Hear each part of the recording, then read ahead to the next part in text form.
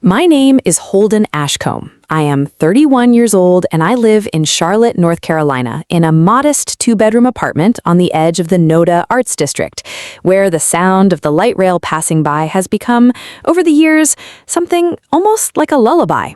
I shared that apartment with my wife, Sabine, a nurse who works 12-hour shifts at Presbyterian Hospital and somehow still manages to come home with enough energy to ask about my day before collapsing onto the couch.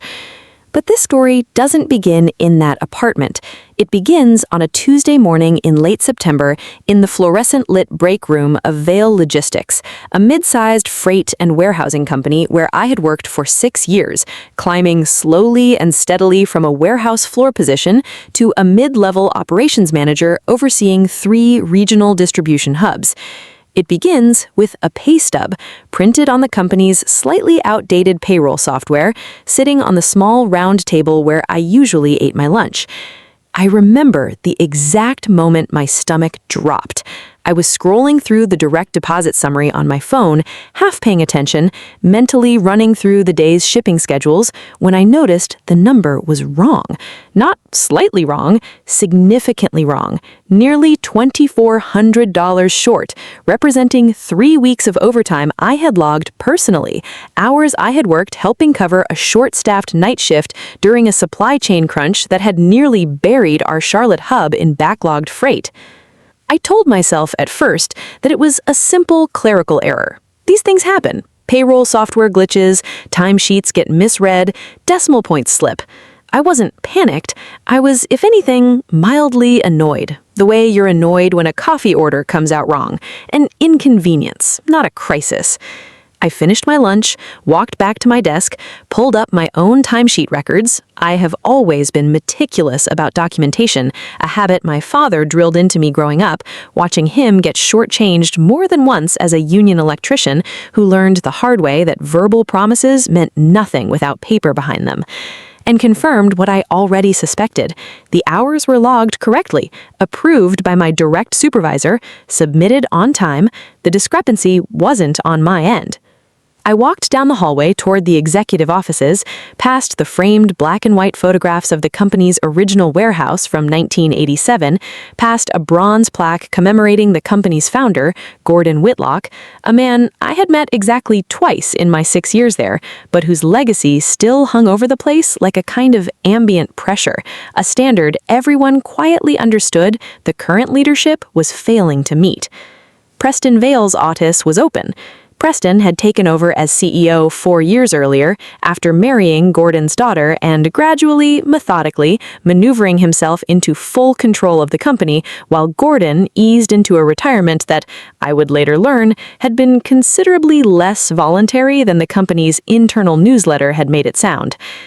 Preston was the kind of man who wore expensive watches specifically so people would notice them, who had replaced the modest wood-paneled office Gordon had used for 30 years with something that looked like it belonged in a downtown architecture firm's promotional brochure. Glass walls, minimalist furniture, an entire wall dedicated to framed magazine articles about himself, most of them from regional business publications that ran flattering profiles clearly generated from press releases his own marketing team had written.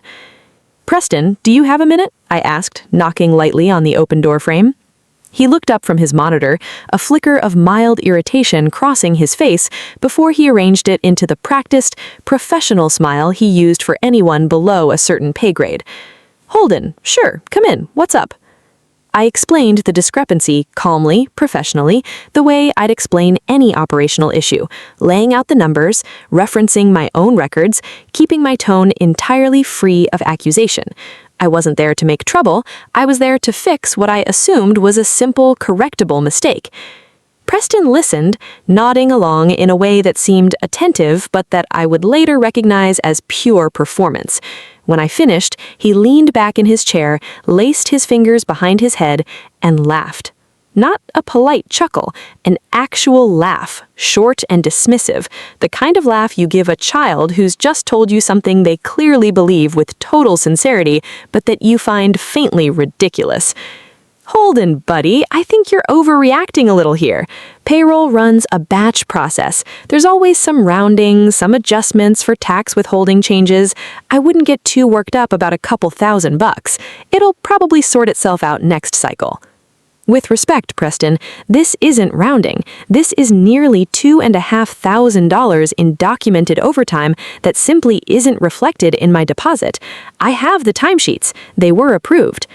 He waved a hand, the gesture of a man swatting away a fly rather than addressing a legitimate concern. Look, I appreciate you bringing it to my attention, I really do, but I've got a call with our West Coast distributor in about 4 minutes, so why don't you shoot an email to accounting, and if it's a real issue, I'm sure Curtis can sort it out. Sound good? It wasn't a question, not really. It was a dismissal dressed up as a courtesy. I remember standing there for a moment, the fluorescent light overhead humming faintly, feeling something curdle in my chest. Not quite anger yet, not in that moment, but something adjacent to it, something closer to a specific, deflating humiliation. There were 2 other people visible through the glass wall of the adjacent conference room, mid-level managers I worked with regularly, and I couldn't be entirely certain they hadn't heard Preston's laugh carry through the thin walls of the executive suite. "Sure," I said, keeping my voice level. "I'll email Curtis." "Great, thanks, buddy." He'd already turned back to his monitor before I finished the sentence. I walked back to my desk that afternoon with my jaw tight, replaying the conversation in my head, that laugh looping over and over.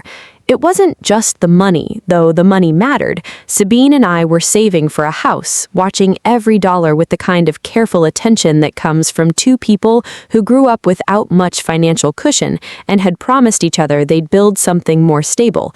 It was the laugh. It was the casual, practiced dismissiveness of a man who had clearly decided, long before I ever walked into his office, that my concerns simply weren't worth his genuine attention. I emailed Curtis Lambeth, our HR manager, that afternoon, laying out the same information I'd given Preston, attaching screenshots of my timesheets and my deposit summary. Curtis, to his credit, responded within the hour, promising to look into it and get back to me by end of week. It was Rosalind Tran, a fellow operations manager who oversaw our Gastonia distribution hub, who found me in the break room 2 days later, her own expression tight in a way I recognized because I'd probably been wearing it myself. "Did you get shorted on your last check?" she asked, without preamble, sliding into the seat across from me, glancing over her shoulder toward the hallway.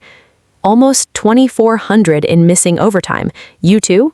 $1,800. I brought it up to Preston last month.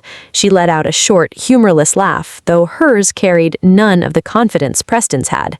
He told me it was probably a filing error, and that I should be patient because these things sort themselves out.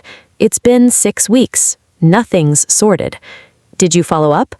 "I did. Curtis told me they'd processed a correction, but when I checked my next paycheck, the amount was different from what I was actually owed, lower than he'd promised, and buried under some line item labeled retroactive adjustment that didn't have any real explanation attached to it. I asked for a breakdown. Curtis said he'd get back to me. That was 3 weeks ago. I sat with that information for a long moment, feeling the shape of something larger start to take form at the edges of my understanding, something I hadn't let myself fully consider until that conversation. "You think this is happening to other people too?" Rosalind glanced toward the hallway again, lowering her voice even further. "I know it is. I talked to Denise in the Rock Hill office. Same thing, missing overtime, vague explanations, and when she pushed harder, HR mentioned something about a confidential resolution agreement they wanted her to sign in exchange for the back pay. She signed it because she needed the money and didn't have the energy to fight. I think that's the pattern, Holden.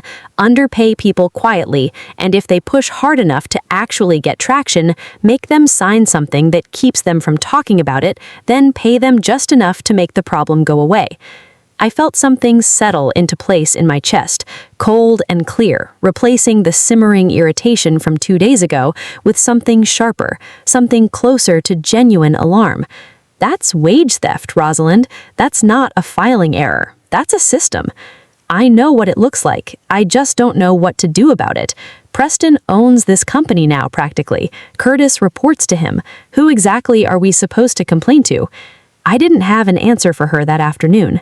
I sat at my desk for the rest of the day, only half focused on the shipping manifests in front of me, my mind circling back again and again to that laugh in Preston's office, to the framed magazine articles on his wall, to the bronze plaque in the hallway bearing Gordon Whitlock's name, a man who, from everything I'd heard from longtime employees, had built this company on a genuine, old-fashioned commitment to treating his workers fairly, a commitment that seemed to have quietly eroded the moment his son-in-law took the reins. I thought about Sabine, coming home exhausted from another 12-hour shift, and the modest savings account we'd been building so carefully, dollar by dollar, the same way I once watched my father build his own security after years of getting shortchanged by contractors who assumed a union electrician wouldn't have the resources to fight back. I thought about the fact that I had never, in 6 years at Vail Logistics, been the kind of employee who caused problems. I showed up early. I stayed late when it mattered. I had built a quiet reputation as someone reliable, someone who didn't make waves. And I realized, sitting there with the fluorescent lights humming overhead, that this exact reputation was probably why Preston had felt so comfortable laughing in my face. He assumed, correctly, up until that point, that I would simply absorb the loss and move on, the way I always had. That evening, I told Sabine everything over dinner, watching her expression shift from confusion to quiet, controlled fury as I laid out the details, the missing overtime, Preston's laugh, and Rosalind's confirmation that this wasn't an isolated incident. "So, what are you going to do?" she asked, setting down her fork. "I don't know yet," I admitted, "but I'm not just going to let it go. Not this time."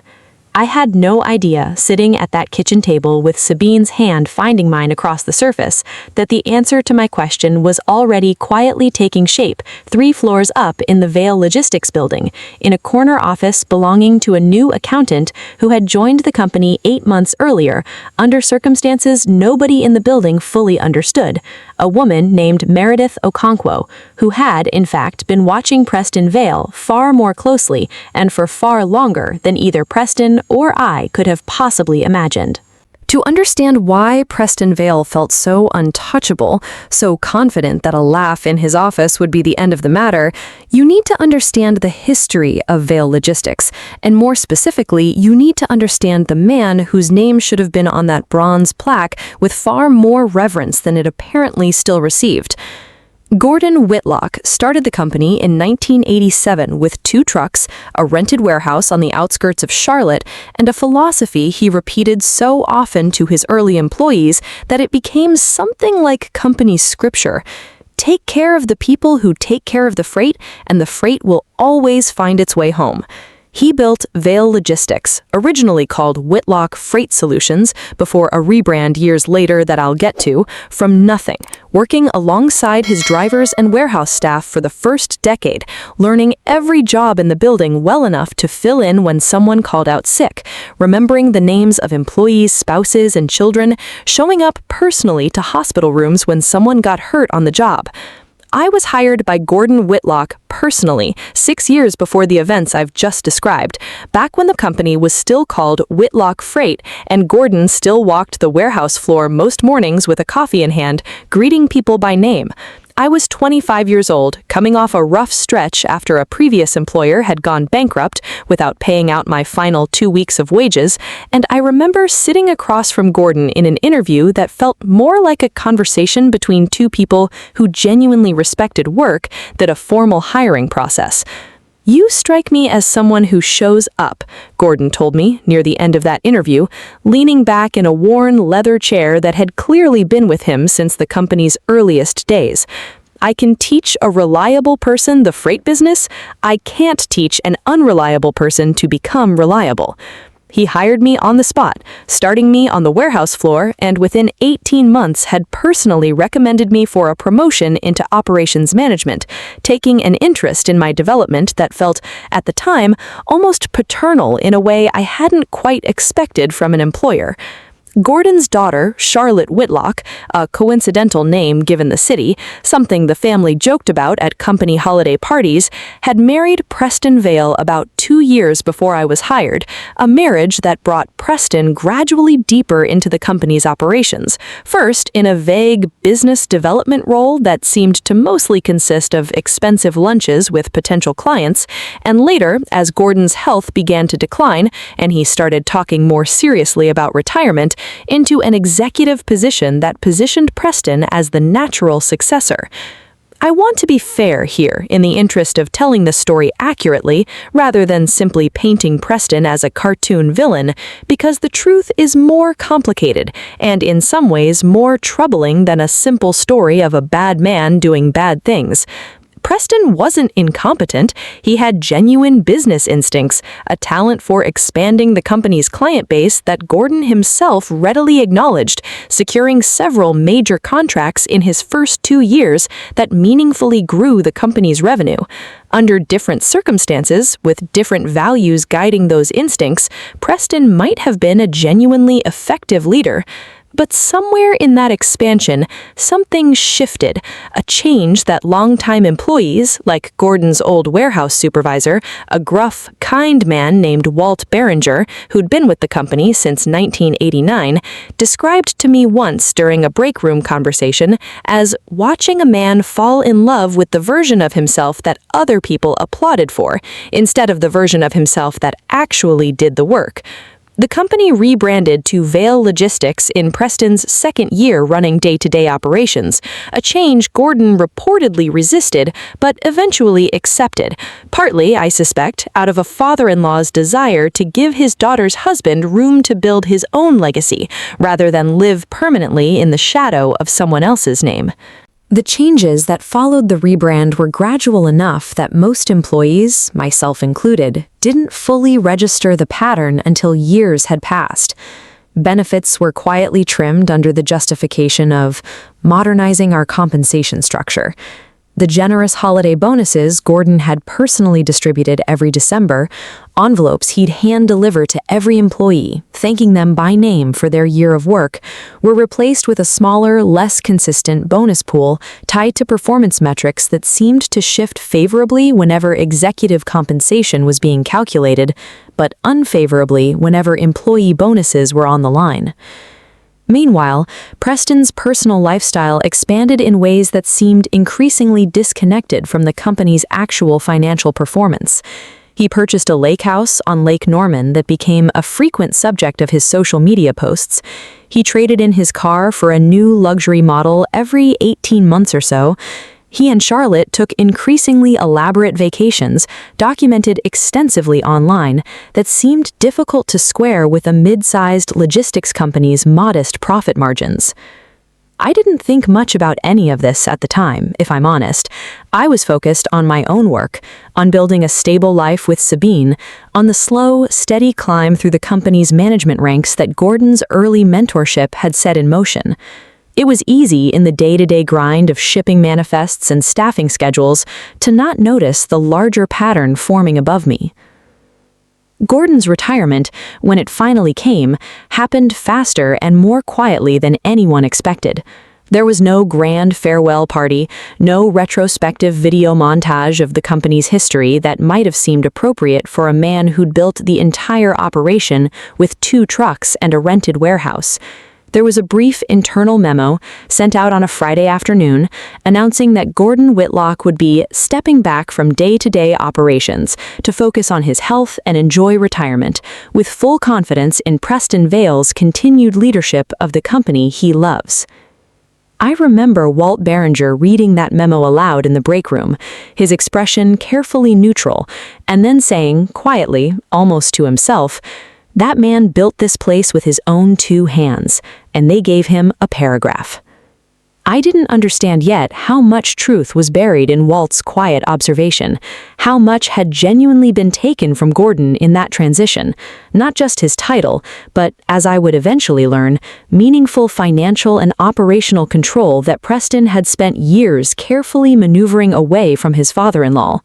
using Charlotte's own trust in her husband against her father's better instincts, framing every restriction Gordon tried to maintain as evidence of an old man's inability to let go, an outdated resistance to modern business practices. What almost nobody at Vail Logistics knew, what I certainly didn't know, sitting in Preston's office listening to him laugh at my missing overtime OT, was that Gordon Whitlock, even in his supposed retirement, had not entirely let go of the company he'd built. Before stepping back, in a quiet, deliberate move that Preston either never noticed or badly underestimated, Gordon had installed someone he trusted completely into a position with far more actual authority than her modest job title suggested. That person was Meredith Okonkwo, hired 8 months before the events of that Tuesday morning, as the company's new senior accountant, a hire that Preston had approved almost without scrutiny, assuming she was simply another mid-level employee he could manage the way he managed everyone else in the building. Preston Vail had no idea, laughing in his glass-walled office at my modest, reasonable request for missing overtime pay, that he had already made the single largest miscalculation of his professional life. And I had no idea, walking away from that laugh feeling small and dismissed, that the very system built to erase employees like Rosalind and me was about to collide with a woman who had spent 8 months, quietly, meticulously, building the exact kind of documentation that would eventually bring the entire structure down.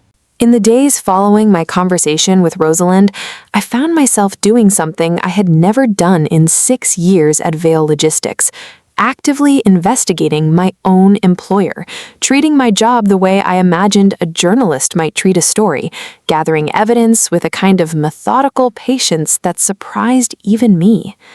It started small. I began keeping a private spreadsheet at home, separate from any company system, where I logged every discrepancy I could document or verify secondhand from coworkers willing to talk. Rosalind's $1,800, my own $2,400, Denise from the Rock Hill office, who Rosalind eventually connected me with over a nervous phone call one evening, her voice dropping to a whisper even though she was alone in her own kitchen. She'd been shorted nearly $3,000 over a 2-month stretch the previous spring, and had indeed signed something called a confidential resolution agreement in exchange for partial back pay, a document she still had a copy of, tucked away in a filing cabinet that she agreed, after some hesitation, to show me. The document was carefully worded, clearly drafted by someone with legal training, framing the missing wages as a goodwill adjustment rather than an admission of underpayment, and including a clause that prohibited Denise from discussing the details of the agreement or the circumstances leading to it with any other employee. It was, in effect, a hush agreement dressed up in the bland, bureaucratic language of routine corporate paperwork. I spent a Saturday afternoon that week going through old company newsletters and internal announcements, looking for any pattern I might have missed, and found something that made the whole picture snap into sharper focus. Over the past 2 years, there had been no fewer than 6 instances of employees leaving the company under what the newsletters vaguely described as personal circumstances or pursuing new opportunities. Always employees who had worked in roles with visibility into payroll or accounting functions. Always departures that came suspiciously close on the heels of internal audits that Preston had personally championed as evidence of his commitment to financial transparency. I began to understand that this wasn't simply wage theft happening through negligence or outdated software, the kind of honest mistake Preston had tried to wave away in his office. This was a system, deliberately constructed, that skimmed small, individually defensible amounts from employee paychecks, amounts just large enough to matter to someone living paycheck to paycheck, but small enough that most people, when questioned, would assume it was an honest error, rather than deliberate theft. And for the rare employee who pushed hard enough to get real attention, the system had a built-in release valve, a partial payment, a signed NDA, and silence. I brought my growing spreadsheet to Owen Kirkland, my closest friend since college, over beers on a Thursday night at a bar near his apartment in Southend. Owen worked in corporate law, not employment law specifically, but he had enough general legal knowledge to help me understand what I might actually be looking at. "This is serious, Holden," he said, scrolling through the spreadsheet on my phone, his expression darkening as he read. "If what you're describing is accurate, systematic underpayment of overtime wages, deliberately structured to avoid detection, combined with NDAs used to silence employees who push back, that's not just a labor dispute. Depending on the scale, you could be looking at something the Department of Labor would take very seriously. Wage theft claims can trigger federal investigation if there's a pattern across multiple employees. What do I do with it? Right now, keep documenting. Get everything in writing wherever you can. Emails, timesheets, anything official. Talk to more people if you can. Do it carefully, without tipping off management that you're building a case. And Holden, be careful. If this Preston guy is willing to use NDAs to bury complaints, he's not going to react well if he realizes someone's actually building a paper trail against him. People who threaten a system like this tend to become targets." I took his warning seriously, though I didn't yet fully understand how quickly things would begin to accelerate. The following Monday, I decided the next logical step was requesting a formal meeting with the accounting department, not accusatory, not confrontational, simply a request to understand the payroll process better, ostensibly to help me better track my team's overtime hours going forward. It was a reasonable, professional request, the kind no manager could object to without raising suspicion. Curtis Lambeth, when I emailed him about scheduling the meeting, seemed almost relieved. "Absolutely, I think that's a great idea," he wrote back. "I'll connect you with Meredith Okonkwo, our senior accountant. She's only been with us about 8 months, but she's been fantastic, very thorough. She can walk you through everything." I hadn't had much direct interaction with anyone in accounting before that point. My role kept me focused on operations, and payroll issues had always been something I dealt with through HR, rather than accounting directly. I knew Meredith Okonkwo only vaguely, by reputation, a woman in her mid-50s, I gathered, who kept largely to herself, ate lunch alone at her desk most days, and had a reputation among the accounting staff for being meticulous to the point of obsessive. Someone reportedly double and triple-checked every figure before it left her desk. I remember walking into her office for our scheduled meeting that Thursday afternoon with fairly modest expectations. I assumed at best I'd get a somewhat evasive explanation of the payroll system that would confirm my suspicions without providing any real path forward, the kind of corporate runaround I'd already grown to expect from this particular chapter of my career. Meredith's office was small, tucked into a corner of the 3rd floor, noticeably more modest than Preston's glass-walled suite, but meticulously organized, files labeled in a neat, precise hand, a single framed photograph on her desk that I noticed but didn't yet understand the significance of, an older photograph, slightly faded, of a young woman standing beside a much younger version of a man I recognized immediately, even in the grainy print, as Gordon Whitlock, standing in front of what looked like the company's very first warehouse. "Mr. Ashcombe," Meredith said, gesturing for me to sit, her voice calm and measured in a way that gave away nothing. She was a tall woman with graying hair pulled back neatly, wire-rimmed glasses, and eyes that seemed to be assessing me with far more attention than the routine nature of our meeting would suggest. "Consider me both formally and informally welcoming you to the certified snack affection at Vunch. Do consider our guide for just a moment to view the fine selection of treats available." She gestured towards the small table container of guides. I decided in that moment to take a small risk, to test whether this woman might actually be someone worth being honest with, rather than someone I needed to carefully manage the way I'd managed Preston. Something in her direct, unhurried manner suggested she wasn't the type to reflexively protect the company's leadership out of simple institutional loyalty. Honestly, Ms. Okonkwo, I noticed a significant discrepancy in my own overtime pay a few weeks ago, nearly $2,400 in documented, approved hours that never showed up in my deposit. When I raised it with Preston, he laughed it off as a rounding error and told me to email HR. I did. Curtis said he'd look into it. That was over 2 weeks ago, and I haven't heard anything concrete since. I watched her face carefully as I spoke, and I noticed something shift behind her expression. Not surprise, which told me something important even before she said another word, but something closer to recognition, like a piece she'd been waiting for finally sliding into place. "And has this happened to other employees as far as you know?" she asked, her tone still carefully neutral, but her eyes sharper now, more focused. I hesitated for just a moment, weighing Owen's warning about being careful, about not tipping my hand too early to the wrong person, but something about the quality of her attention, the specific way she'd asked the question, not "do you think this happened to other people," which would have been a dismissive, deflecting question, but "has this happened?" a question that assumed the answer was yes and was simply gathering confirmation, convinced me to trust her. "Yes," I said, "at least 3 that I know of directly, and I suspect it goes well beyond that. One of them signed something called a confidential resolution agreement in exchange for partial back pay." Meredith was quiet for a long moment, her fingers steepled in front of her on the desk, studying me with an intensity that made me acutely aware of how much might be riding on whatever she said next. "Mr. Ashcombe, I'm going to ask you to trust me with something, and I need you to understand that what I'm about to tell you doesn't leave this room until I say it can. Can you do that?" "Yes," I said, without hesitation. "I've been with this company for 8 months.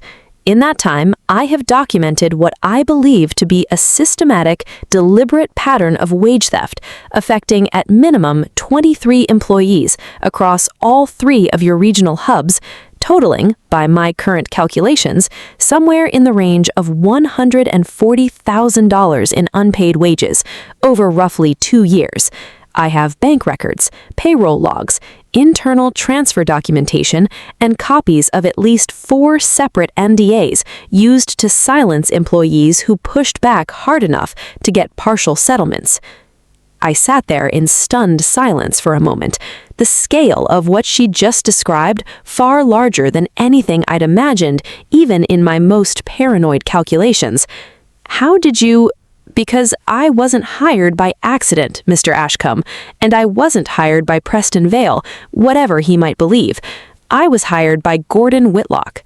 The name hung in the air between us, and I felt something shift in my understanding of everything I thought I knew about the past 8 months. "Gordon retired," I said slowly, "but he's still involved?" Meredith allowed herself a small, thin smile, the first real expression I had seen from her since walking into her office. "Gordon Whitlock retired from day-to-day operations, Mr. Ashcombe. He never retired from caring about the people who built this company alongside him, and he certainly never retired from watching what his son-in-law was doing to the thing he spent 30 years building." I leaned forward slightly, my heart beating faster, sensing that I had stumbled, almost by accident, into something far larger than a personal dispute over missing overtime. "What exactly is your role here, Miss Okonkwo? Because senior accountant is clearly not the whole story." She reached into her dress drawer and pulled out a single document, sliding it across the desk toward me. It was a notarized power of attorney dated 8 months earlier, granting Meredith Okonkwo specific, limited but significant authority over the company's financial auditing processes, co-signed by Gordon Whitlock and notably by his daughter, Charlotte Vale, Preston's own wife. "I'm Gordon's cousin, Mr. Ashcombe, though we've kept that relationship quiet since I started here for obvious reasons. I spent 22 years as a forensic accountant investigating corporate fraud before Gordon called me 8 months ago and told me he suspected something was badly wrong with the company he built, but that he no longer had operational access to prove it himself. He asked me to come in quietly, take an ordinary position, and find the truth." "And what did you find?" Meredith's expression hardened, the calm professional mask slipping just slightly to reveal something more personal underneath, a genuine anger that had clearly been building, carefully controlled, for 8 long months. I found exactly what you've been noticing piece by piece over the past few weeks, Mr. Ashcombe, except I found the entire architecture of it. And I found something else, something even Gordon doesn't know the full extent of yet, that this wage theft is only one piece of a much larger pattern of financial misconduct that I believe, when fully documented, will constitute serious criminal fraud, not merely a civil labor dispute. I sat back in my chair, trying to absorb the sheer scale of what I was hearing, the way a quiet, seemingly ordinary Thursday meeting had transformed in the space of 15 minutes into something that felt like the opening of an entirely different story than the one I thought I'd been living. "What happens now?" I asked. Meredith closed the folder in front of her with a quiet, deliberate finality. "Now, Mr. Ashcombe, I need your help. I have the numbers, I have the documentation. What I don't have yet is enough direct testimony from affected employees willing to go on record, and I don't have proof of intent that would hold up beyond a simple accounting error defense in front of a board that still largely trusts Preston Vale. You've clearly already started building relationships with other affected employees. I need you to help me formalize that, carefully, quietly, without alerting Preston that anything unusual is happening." I thought about Rosalind, about Denise's trembling voice on the phone, and the framed photograph on Meredith's desk of a young Gordon Whitlock standing in front of his very first warehouse, a man who had built something real out of a genuine belief that taking care of people mattered. "I'm in," I said, "whatever you need." Meredith nodded, something that looked almost like relief passing briefly across her carefully composed features. "Then let's get to work, Mr. Ashcombe. Preston Vale has spent 4 years assuming that everyone around him is either too intimidated or too disorganized to ever hold him accountable. I think it's time we proved him wrong." I left her office that afternoon with a strange, unfamiliar feeling settling into my chest. Not quite hope yet, not fully, but something adjacent to it. The first genuine sense in weeks that the humiliation of that laugh in Preston's office might not be the end of the story after all, but merely its opening chapter. Over the following month, Meredith Okonkwo and I developed a careful, methodical working relationship that existed almost entirely off the official record. Brief conversations during lunch breaks in the far corner of the cafeteria, where we were unlikely to be overheard. Encrypted emails sent through personal accounts rather than the company system. Occasional meetings at a coffee shop 2 blocks from the office that neither of us frequented under normal circumstances. I learned more about Meredith during those weeks, piece by careful piece, and the fuller picture of who she was only deepened my respect for the quiet, deliberate work she'd been doing. She had spent over 2 decades as a forensic accountant, first with a regional firm in Atlanta, and later running her own small consulting practice specializing in corporate fraud investigation, work that had taken her into the financial wreckage of several notable business collapses across the Southeast, testifying as an expert witness in at least 3 cases that had resulted in criminal convictions. "I retired from that work 4 years ago," she told me one afternoon, over coffee at the shop near the office, stirring her drink absently. "I told myself I was tired of spending my career documenting other people's greed. I wanted something quieter. And then Gordon called me." "Why you specifically? I understand you're cousins, but that seems like a significant ask for a family connection alone." She smiled, the same thin, knowing smile I was beginning to recognize as genuine rather than merely professional. "Gordon and I grew up 2 houses apart in a small town outside Winston-Salem. His mother and my mother were sisters. When we were teenagers, my family went through a difficult period. My father's small business partner embezzled nearly everything they'd built together, and by the time anyone figured out what had happened, there was nothing left to recover. Gordon watched that happen to my family, watched how quickly a business built on genuine hard work can be hollowed out by someone the family trusted. I think some part of him has never forgotten that. When he started suspecting something was wrong at Vale Logistics, I was the first person he thought to call, because he trusted me to actually find the truth instead of simply reassuring him that everything was fine."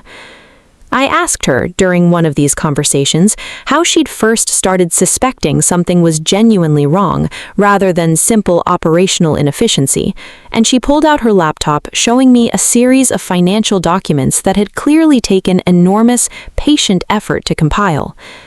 The pattern started becoming visible almost immediately once I actually had access to the raw payroll data, rather than the summarized reports that get presented to the board, she explained, scrolling through a spreadsheet far more sophisticated than my own amateur version at home.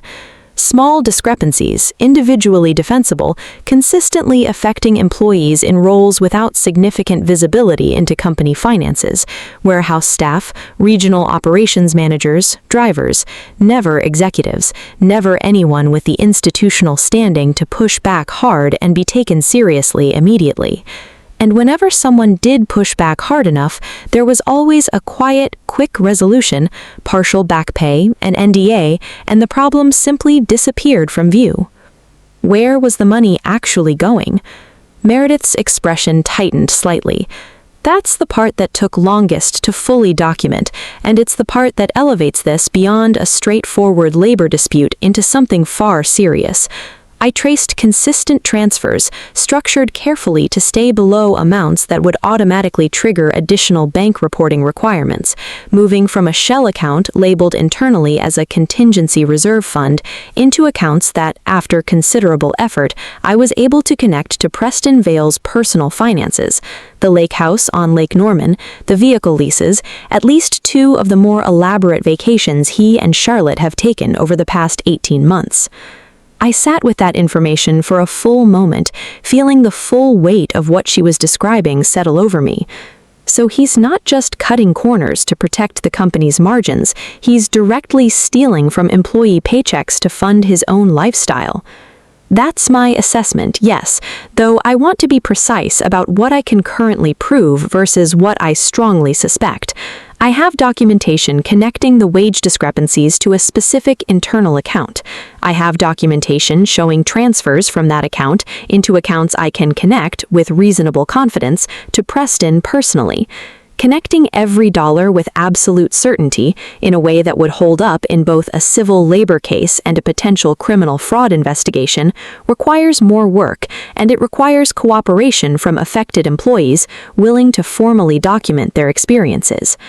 This became the focus of our collaboration over the following weeks, me quietly, carefully reaching out to coworkers I trusted, starting with Rosalind and Denise, gradually expanding the circle as word spread, carefully, among employees who'd experienced similar discrepancies, that someone was finally taking the issue seriously. Meredith handled the technical documentation, cross-referencing every account I brought her against the financial records she'd already compiled, building what was becoming an increasingly comprehensive and damning picture. Rosalind agreed to formally document her experience without much hesitation, still angry enough about her own missing wages that the opportunity to actually do something about it felt like relief rather than risk.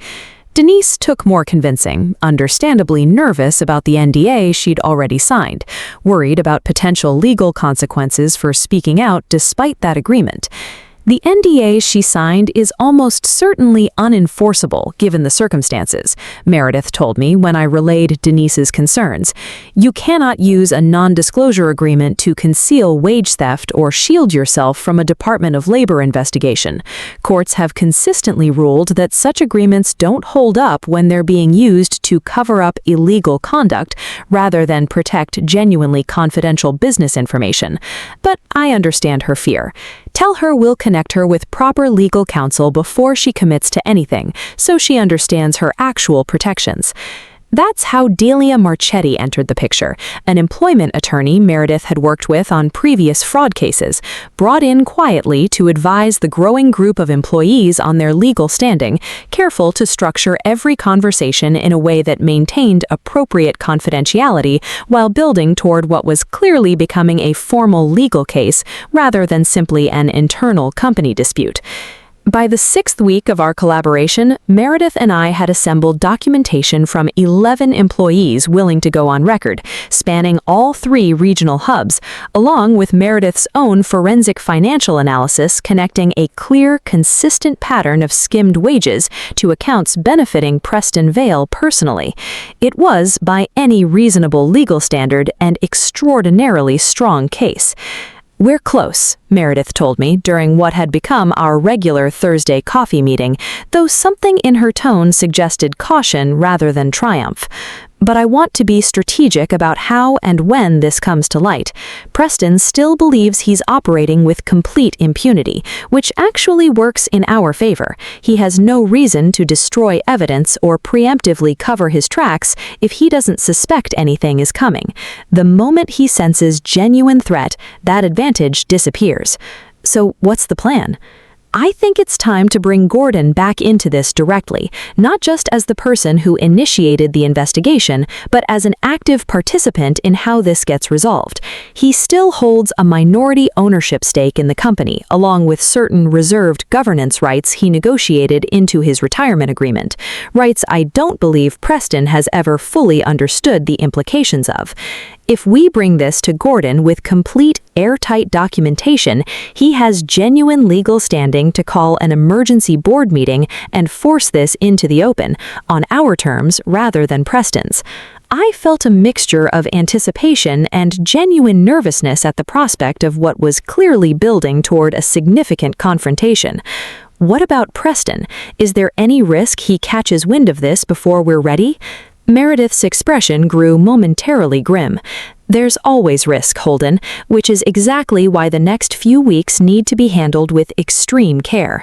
Preston Vale has built his entire sense of security on the assumption that no one around him has either the knowledge or the courage to challenge him. We need to make sure that assumption holds just long enough for us to finish building an entirely airtight case, because the moment we need to move decisively enough that he never gets the chance to talk his way out of it." I left that conversation with a growing sense that we were approaching something significant, a turning point that had been building quietly and invisibly since that Tuesday morning when a laugh in a glass-walled office had first curdled something in my chest. I didn't yet know how quickly Preston's own arrogance would accelerate the timeline, or how badly he would underestimate exactly how much trouble he was already in. Looking back, I've come to believe that Preston Vale's downfall was accelerated less by anything Meredith or I did strategically, and more by his own escalating arrogance, the kind of overconfidence that seems to be an occupational hazard for men who have spent years surrounded by people too afraid or too tired to challenge them. It started, as these things often do, with something small. 2 weeks after my initial meeting with Meredith, I received a company-wide email announcing operational efficiency reviews across all 3 regional hubs. A vague enough phrase that most employees didn't think much of it. But within days, whispers began circulating that these reviews were, in practice, being used to identify and quietly terminate employees who had recently raised concerns about their paychecks, a pattern Rosalind noticed first when a warehouse supervisor in Gastonia, who'd complained about missing overtime just 3 weeks earlier, was abruptly placed on a performance improvement plan despite having received glowing reviews for the previous 4 years running. I brought this development to Meredith immediately, meeting her at our usual coffee shop with a knot of anxiety in my stomach I hadn't felt since my first conversation with Preston. "He's getting nervous," Meredith said after I explained what I'd learned. "Someone's talked, or he's simply sensed enough scattered complaints reaching a critical mass that his instinct is to clean house before things get more organized. This is actually useful information in a strange way. It tells us he's aware something is stirring, even if he doesn't know the specifics." Useful how? He's threatening people's jobs, Meredith, real people with real families. I understand that, and I don't say it lightly, but it also means we need to move faster than I originally planned, before he does real damage to people who've already been through enough. I think it's time to bring Gordon in directly. Before that could happen, though, Preston made a move that would end up being, in hindsight, the single biggest miscalculation of his professional career. It happened during a Monday morning all-managers meeting, the kind of routine gathering where regional operations leads reported on the previous week's metrics in front of the full executive team. I'd attended dozens of these meetings over the years without incident, and I walked in that morning with no particular expectation that anything unusual would happen. Preston opened the meeting in his usual style. A few minutes of forced enthusiasm about quarterly numbers, a joke that landed with the particular awkward silence reserved for a boss's jokes, and then, without warning, he turned his attention directly to me. "Holden, I understand you've been spending a lot of time lately talking to employees across multiple locations about payroll concerns. I want to address this directly in front of everyone because I think it's important for morale that we not let rumors spiral out of control." He paused, letting the room's attention settle fully on me, a tactic I recognized immediately as deliberate humiliation dressed up as transparency. "I know you had a legitimate concern a few weeks back, and I thought we'd resolved that, but I'm hearing you've been essentially running around the company stirring up complaints, encouraging people to think there's some kind of conspiracy going on. I want to be clear, that kind of behavior isn't just unhelpful, it borders on the kind of workplace disruption that HR takes very seriously." The room was silent. A dozen faces turned toward me, some sympathetic, most simply uncomfortable, the particular discomfort of watching a public confrontation you have no power to intervene in. I felt the old, familiar instinct rise up in me, the instinct to shrink, to apologize, to smooth this over the way I'd smoothed over so many small slights throughout my career, the instinct that had made me the kind of reliable, non-disruptive employee Preston had assumed would never actually challenge me. Instead, for reasons I still don't fully understand, except that something in me had simply reached its limit, I said calmly and clearly in front of the entire room, "Preston, I've had exactly one conversation with HR and one meeting with accounting about a legitimate, documented discrepancy in my own overtime pay. If other employees have reached out to me with similar concerns, that's not me stirring up trouble. That's a pattern worth taking seriously." Preston's expression tightened, the practiced smile slipping just slightly. "I think you're overstating the scale of this, Holden." With respect, I don't think I am, and I'd be careful about characterizing routine payroll concerns as workplace disruption, Preston, especially in front of witnesses. I watched something flicker across his face, surprise mostly, the specific surprise of a man encountering resistance from a source he had never once considered capable of it. For a moment, I thought he might escalate further, might say something that would make the situation dramatically worse in front of the entire management team. Instead, he seemed to catch himself, forcing his expression back into something resembling professional composure. "Let's take this offline," he said, his voice tight but sharp, all pretense of casual friendliness gone. "I don't think this is the appropriate forum." "You brought it up in this forum," I said, keeping my voice level, professional, refusing to give him the satisfaction of seeing me flustered. The meeting moved on awkwardly after that, other managers delivering their reports with visibly less enthusiasm than usual, everyone clearly aware that something significant had just happened, even if they didn't fully understand the context. I caught Rosalind's eye across the table at one point, and she gave me the smallest, most subtle nod of solidarity, a gesture that meant more to me in that moment than I could have articulated. After the meeting, Preston asked me to stay behind, and once the room had emptied, his composure cracked further than I'd seen before. "What exactly do you think you're doing?" he said, his voice low but sharp, all pretense of casual friendliness gone. "Do you have any idea how disrespectful that was, contradicting me in front of the entire management team?" "I didn't contradict you, Preston. I corrected an inaccurate characterization of my behavior. There's a difference."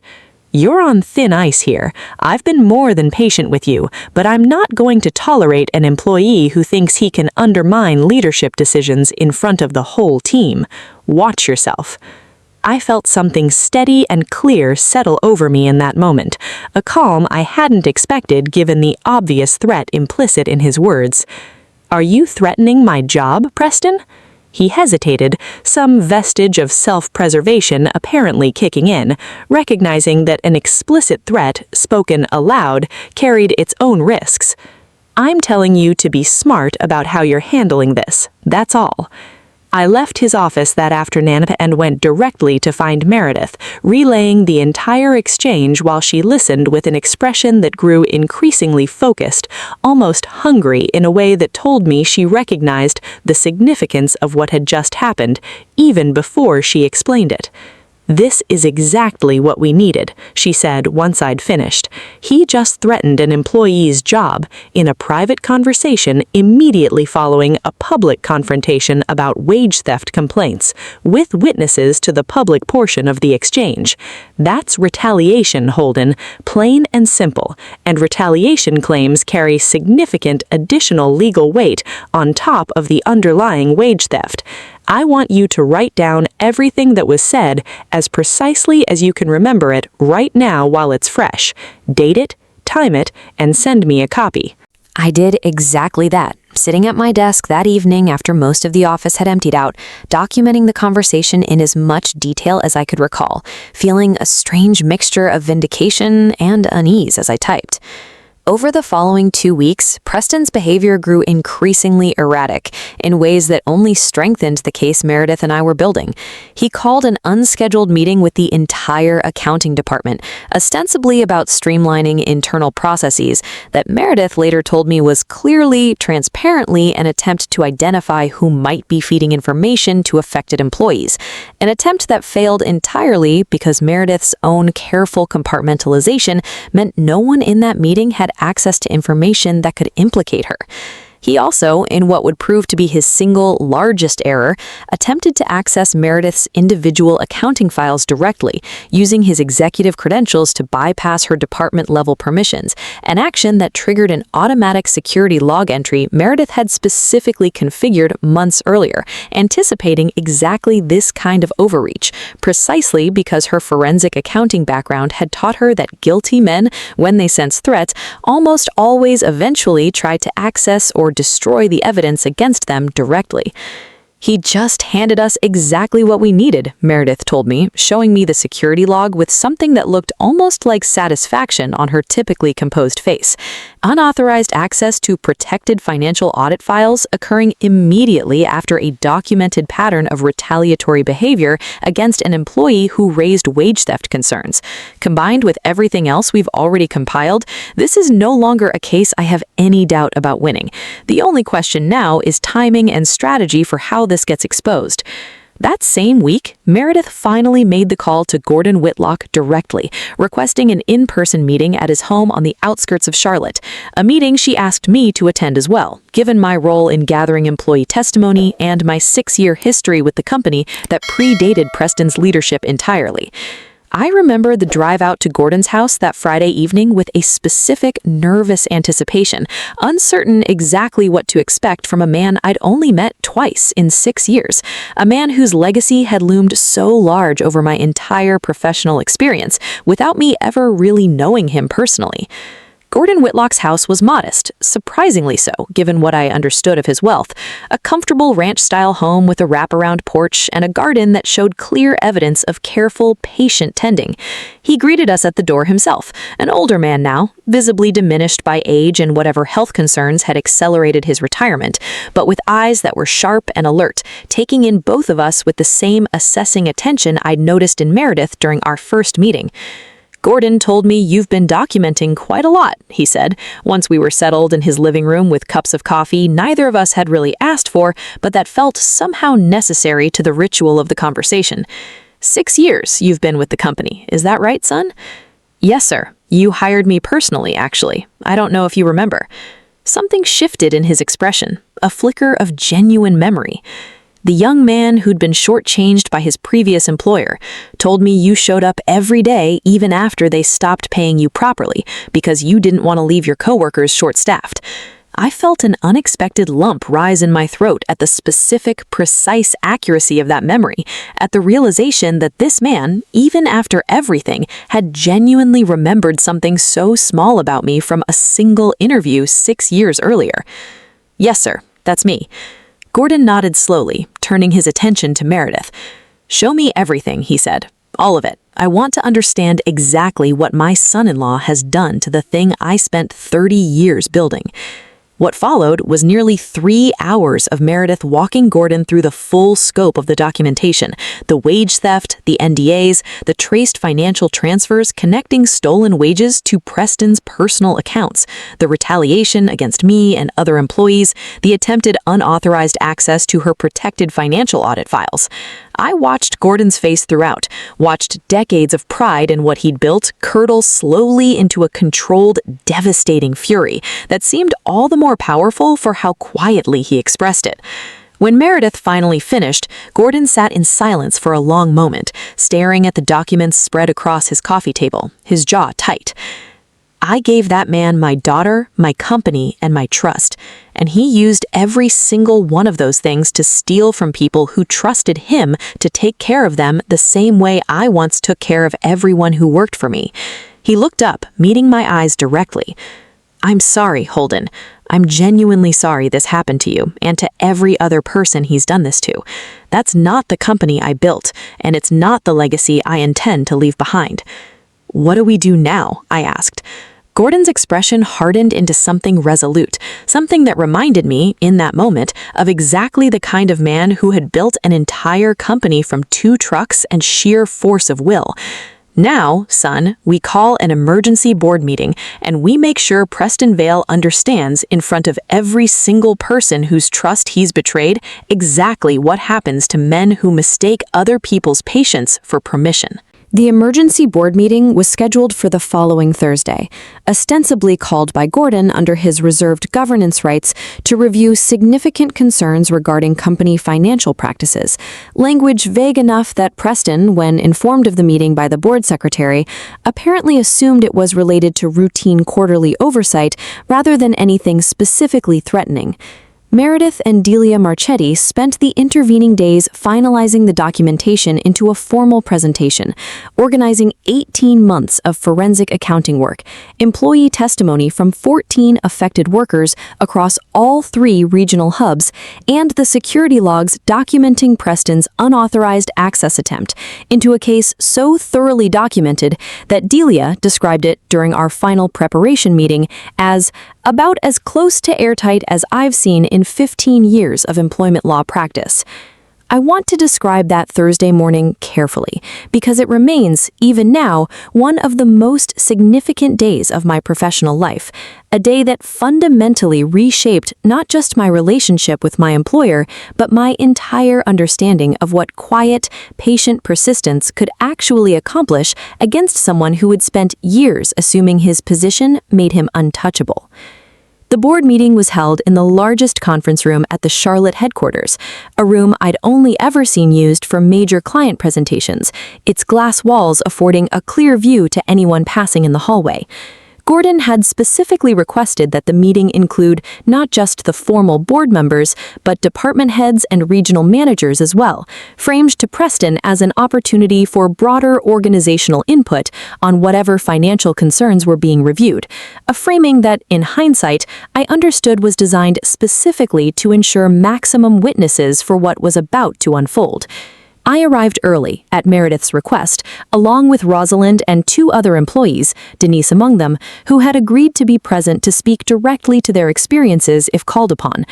I remembered the particular quality of the tension in that room as people filed in, board members exchanging confused glances, department heads whispering speculation about what could possibly warrant this level of gathering, and Preston himself, arriving fashionably late in the way he always did, radiating his usual confident ease, clearly still believing this was a routine matter he could navigate with his typical charm.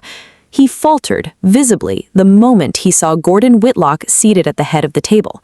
"Gordon, he said, forcing his smile back into place after a fraction of a second's hesitation. "I didn't realize you'd be joining us. Everything all right?" "Sit down, Preston," Gordon said, his voice quiet but carrying an authority that immediately silenced the room's remaining murmur. What followed was nearly 90 minutes of methodical, devastating exposure, orchestrated primarily by Meredith, with occasional interjections from Delia Marchetti and Gordon himself. Meredith began by introducing herself formally to the assembled group, many of whom had known her only as a quiet, unremarkable accountant, and explaining her actual role, the forensic accounting background, her relationship to Gordon, the specific mandate she'd been given 8 months earlier to investigate suspected financial misconduct. I watched Preston's face throughout this introduction, watched confusion shift slowly into alarm as he began to understand that the woman he'd dismissed as simply another employee had in fact spent 8 months documenting his every financial move. Over the past 8 months, Meredith continued, her voice calm and measured even as she delivered information that was clearly landing like successive blows, I have documented a systematic pattern of wage theft affecting a minimum of 23 employees across all 3 regional distribution hubs, totaling approximately $147,000 in unpaid overtime and regular wages over a period of just under 2 years. She proceeded to display the documentation on the conference room's main screen, spreadsheets, bank records, the traced financial transfers connecting the skimmed wages to accounts that fed directly into Preston's personal finances, the lake house purchase, the vehicle leases, the vacations. Board members who had known Preston socially for years, who had attended dinner parties at that lake house, sat in visible shock as the numbers appeared before them, connecting purchases they'd personally witnessed to money that had been quietly stolen from warehouse workers and operations managers. "This is absurd," Preston said, his voice rising for the first time, his composure finally cracking under the accumulating weight of evidence. "This is a coordinated attack, clearly orchestrated by disgruntled employees with a grudge, and I won't sit here and—" "Preston," Delia Marchetti interrupted, her voice carrying the calm, cutting authority of a lawyer who had delivered this kind of blow many times before. "I'd advise you to be very careful about what you say next, given that everything in this room is being formally recorded for legal purposes, and given that we also have documentation of retaliatory action you took against Mr. Ashcombe here, following his legitimate wage complaint, as well as your unauthorized attempt to access protected financial audit files just 11 days ago, an action, I should note, that likely constitutes a separate violation on top of the underlying wage theft." The room had gone completely silent. I glanced at Rosalind beside me, saw tears standing in her eyes, not from sadness, but from something closer to overwhelming vindication, the specific relief of watching months of quiet, dismissed complaints finally receive the validation they had always deserved. Gordon spoke next, his voice quiet but devastating in its precision. "Preston, I gave you this company because I trusted my daughter's judgment, and because I believed, genuinely believed, that you understood what this company was supposed to represent. I built Vail Logistics on a simple principle: take care of the people who take care of the freight. You took that principle and used it as camouflage while you stole from the very people it was supposed to protect." "Gordon, please, let's discuss this privately. This doesn't need to happen in front of—" "It needs to happen exactly like this," Gordon said, cutting him off with a firmness I hadn't seen from him in our previous meeting, "because every person in this room, every employee who has been quietly shortchanged over the past 2 years, deserves to see exactly what happened and exactly who was responsible. You don't get the dignity of a private conversation, Preston, not after what you've done." Rosalind was invited to speak at that point, along with Denise, both women describing their own experiences with a controlled but visible emotion that seemed to affect even board members who clearly, up to this point, had held Preston in genuine regard. Denise's account of signing the NDA, of feeling she had no other choice, of the anxiety she'd carried for months afraid to speak about what had happened even to close friends, drew visible reactions from several board members, at least one of whom I noticed wiping her own eyes discreetly. By the time the meeting reached its final phase, the board's vote to immediately suspend Preston Vale's authority pending a full independent investigation was nearly unanimous, with only Charlotte Vale herself abstaining, her face a mask of controlled devastation that made me feel, despite everything, a genuine pang of sympathy for a woman who was clearly learning the full scope of her husband's betrayal at the exact same moment as everyone else in that room. Preston was escorted from the building that afternoon by building security, a final humiliating punctuation mark on 4 years of assumed untouchability, while Gordon Whitlock, standing at the head of the conference table where his son-in-law had once sat with such casual confidence, addressed the room with something that sounded, for the first time in the meeting, almost like relief. This company was built on the principle that the people doing the work deserve to be treated with respect and paid what they've earned. We failed that principle badly over the past several years, and I take responsibility for not recognizing it sooner. But starting today, we're going to make this right. Every affected employee will receive full back pay with interest, and we're going to rebuild the systems and the culture that allowed this to happen in the first place. I sat there in that conference room watching a man I once dismissed as merely a distant historical figure in the company's origin story reclaim with quiet, devastating authority the legacy his son-in-law had nearly destroyed, and I felt, for the first time in months, something like genuine hope for what might come next. The weeks following Preston's suspension moved with a kind of dizzying speed that felt almost disorienting after the slow, careful patience of the preceding months. Gordon Whitlock, despite his health concerns, stepped back into an active leadership role, working alongside the board to formally terminate Preston's employment following the independent investigation Delia Marchetti helped coordinate, an investigation that ultimately confirmed and expanded upon everything Meredith had already documented, uncovering an additional $40,000 in misappropriated funds that Meredith's initial analysis hadn't fully captured. Preston's departure from the company was handled with a formality that felt, to those of us who'd experienced his casual cruelty firsthand, almost anticlimactic, a brief statement to remaining staff citing leadership changes amid an internal financial review, legal proceedings that would unfold over the following year, resulting in both civil settlements to affected employees and, eventually, criminal charges for wage theft and fraud that Delia Marchetti helped the Department of Labor pursue, once their investigation confirmed the scale of the misconduct. Preston met me countered only once more, several weeks after the board meeting, in the grocery store, not far from my apartment, an unplanned meeting that neither of us seemed prepared for. He looked visibly diminished, the confident polish that had once defined him replaced by something haggard, uncertain. "Holden," he said, stopping several feet away, his expression difficult to read. "I suppose you're satisfied with how this turned out." I considered my response carefully, aware that whatever I said in this moment would likely be the final word between us. "I'm not satisfied, Preston. Satisfaction would mean this never should have happened in the first place, that you never should have stolen from people who trusted you, that Rosalind and Denise and 20 other employees never should have had to fight for wages they'd already earned. I'm relieved that it's over, and I'm glad the people who were wronged are finally being made whole, but there's nothing satisfying about watching someone destroy what they were given." Preston was quiet for a long moment, something flickering across his face that might have been genuine remorse or might simply have been self-pity. I honestly couldn't tell which. "I never thought of it as stealing," he said finally. "I told myself it was just redistributing resources more efficiently." "You laughed in my face when I asked for money I'd already earned, Preston. There's no version of that story where you were the victim of your own confusion." He didn't respond to that, and after a moment, he simply nodded, a small, defeated gesture, and walked away toward his car. A car, I noticed, considerably less impressive than the luxury model he'd been driving just months earlier, one of the first visible casualties of his unraveling finances as the civil settlements began working their way through the legal process. Back at Vale Logistics, the atmosphere in those weeks felt like watching a building slowly, carefully repair itself after years of hidden structural damage.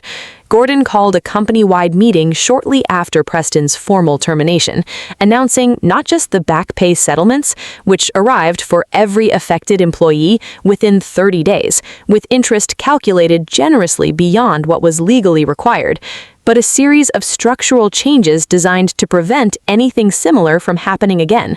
An independent payroll audit conducted quarterly by an outside firm, a formal anonymous reporting system for wage disputes that bypassed direct management entirely, and a renewed commitment, Gordon said, his voice thick with emotion, to the principles the company had been founded on.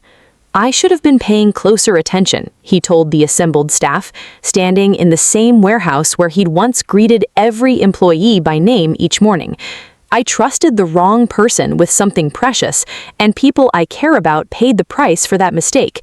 I can't undo the harm that was done, but I can promise you that this company will spend the coming years earning back the trust it lost. It was during this same period that Gordon approached me directly, asking me to stay after a routine operations meeting, his expression carrying a gravity I hadn't quite anticipated. "Holden, I want to talk to you about your future here," he said, once we were alone in what had once been Preston's glass-walled office, now stripped of its self-congratulatory magazine articles and slowly being reconfigured back into something resembling the modest, functional space Gordon had once occupied. "What you did over these past months, the courage it took to keep pushing when you had every reason to just accept the dismissal and move on, the way you brought other employees together instead of just protecting your own interests, that's exactly the kind of character I look for in leadership. I'd like to offer you a position as Director of Operations, overseeing all 3 regional hubs with a seat on the leadership team going forward." I sat with that offer for a long moment, feeling the full weight of how far I'd traveled from that Tuesday morning when a laugh in this exact office had made me feel utterly powerless. "I appreciate that, Gordon, genuinely, but I want to ask something first. What happens to Meredith? Because none of this happens without her." Gordon smiled, the first fully unguarded smile I'd seen from him. "Meredith has already turned down a formal executive position, believe it or not, says she prefers staying close to the numbers rather than managing people.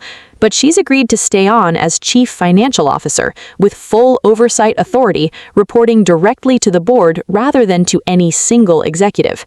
She made that very clear was a non-negotiable condition of her continued employment, and frankly, I think it's exactly the right structure going forward."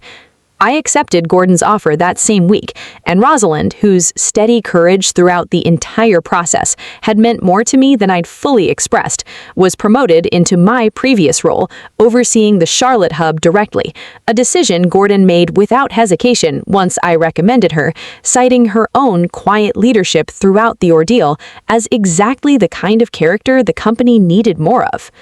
Denise, too, received recognition beyond simple back pay, a formal apology from the board, along with a promotion into a role with genuine advancement potential that she told me during a small celebratory lunch we held for the core group of employees who'd been most directly involved, felt like finally being seen as more than just a problem to quietly make disappear.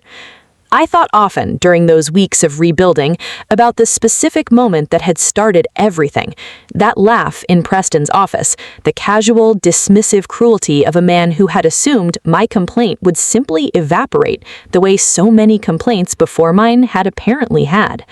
I thought about how close I had come to simply accepting that dismissal, to letting the humiliation fade quietly, the way I had let so many small slights fade throughout my career, and how different everything might have turned out if I hadn't happened to mention my frustration to Rosalind in that break room, if she hadn't happened to confirm the pattern extended beyond just me. I thought, too, about Meredith, sitting quietly in her modest third-floor office for 8 patient months, documenting a pattern of theft that most people in the building never even suspected, carrying the weight of that knowledge alone until the moment I walked into her office with my own small piece of the larger puzzle. Justice, I was learning, rarely arrives through a single dramatic confrontation. More often, it arrives through the patient, quiet accumulation of people refusing to simply accept what they've been told to accept. finding each other one careful conversation at a time until the pattern becomes undeniable, even to those who have spent years assuming they were untouchable. It has been just over a year now since that emergency board meeting and Vail Logistics. The name has stayed the same, though Gordon has spoken privately about eventually restoring the original Whitlock freight branding once the company has fully rebuilt its reputation, looks and feels like a genuinely different place than the one I walked into that Tuesday morning with a discrepancy on my pay stub and a growing sense of unease. The quarterly independent audits Gordon implemented have caught 2 minor payroll errors since their introduction, both genuine mistakes rather than deliberate theft, both corrected within days with full transparency to the affected employees, a stark contrast to the culture of quiet dismissal that had defined the company under Preston's leadership. The anonymous reporting system has been used exactly 4 times, each report taken seriously and investigated promptly, sending a clear message throughout the organization that concerns raised in good faith would never again be laughed off or buried. I've settled into my role as Director of Operations with a sense of purpose that feels different from the quiet, careful ambition that had defined my earlier years at the company. Not because I've become a dramatically different person, but because I finally understand, in a way I didn't fully grasp before, that being reliable and being silent are not actually the same thing. That genuine loyalty to an organization sometimes requires the courage to challenge it when it fails to live up to its own stated values. Rosalind has thrived in her expanded role overseeing the Charlotte hub, and we've developed a genuine friendship built on the specific bond of having faced something difficult together and come out the other side. Denise, too, has become someone I check in with regularly, watching her grow into her new position with a confidence that clearly comes from finally being treated as someone whose contributions actually matter.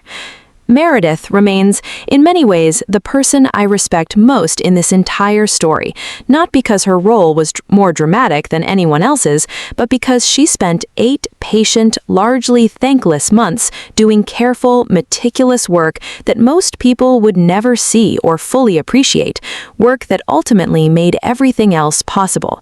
She still eats lunch alone at her desk most days, still keeps her files labeled in that same neat, precise hand, but I've noticed, in the years since Preston's departure, that other employees have started stopping by her office simply to say hello, to thank her in small ways for work she never sought recognition for in the first place. I asked her once, over one of our now regular Thursday lunches that have become something like a standing tradition between us, why she'd been willing to trust me so quickly during that first meeting, given how much was at stake and how little she actually knew about me at the time. I've spent 22 years learning to read people who are hiding something, she told me with the same thin, knowing smile I'd come to genuinely appreciate. And 22 years learning to recognize people who aren't. You walked into my office frustrated but honest, more concerned about whether this was happening to other people than about your own missing money. That told me everything I needed to know. Gordon Whitlock's health has continued to decline gradually over the past year, though he remains, even now, an active and engaged presence at the company, showing up several mornings a week to walk the warehouse floor the way he once did decades earlier, greeting employees by name, a habit that Preston had let quietly fade, but that Gordon reclaimed the moment he returned to active leadership. I understand from conversations with Meredith that succession planning conversations have already begun, and that my own name has come up more than once in discussions about the company's longer-term leadership future, a thought that would have seemed genuinely impossible to me just 18 months ago, standing in Preston's office listening to him laugh at my missing overtime. Sabine and I bought a house last spring using both my new salary and the substantial back pay I'd finally received, a modest 3-bedroom place in a quiet neighborhood not far from where we'd been renting, with a small garden Sabine has taken to tending with the same careful patience I once watched in Gordon's own garden. We talk sometimes in the evenings about that period of my career, about how close I came to simply accepting what I was told, and about what might have happened if I hadn't pushed back, if Rosalind hadn't confirmed my suspicions, if Meredith hadn't been quietly, patiently documenting the truth for 8 months before I ever walked into her office. If there's a lesson I've taken from all of this, one I'd want to offer to anyone who has ever been laughed at, dismissed, or made to feel small for simply asking to be paid what you've genuinely earned, it's this: the people who dismiss you most confidently are very often the people with the most to hide. Preston laughed at me because he had spent years building a system that depended entirely on people like me accepting quiet humiliation instead of pushing for accountability. His confidence wasn't a reflection of his actual power. It was a reflection of how rarely anyone had ever genuinely challenged him. You don't need to be the loudest person in the room to eventually see justice done. Sometimes all it takes is refusing to let a moment of humiliation become the end of your story, and trusting that somewhere, quietly, patiently, there may already be someone else who has been documenting the same truth you're only just beginning to uncover, waiting, as Meredith was, for the right person to walk through the door and ask the right question. Take care of the people who take care of the work. It was true when Gordon Whitlock first said it in 1987, standing in front of 2 trucks and a rented warehouse. It's true now, and it will remain true, I believe, for as long as there are people willing to remember it, even when, especially when, the people in power have quietly forgotten.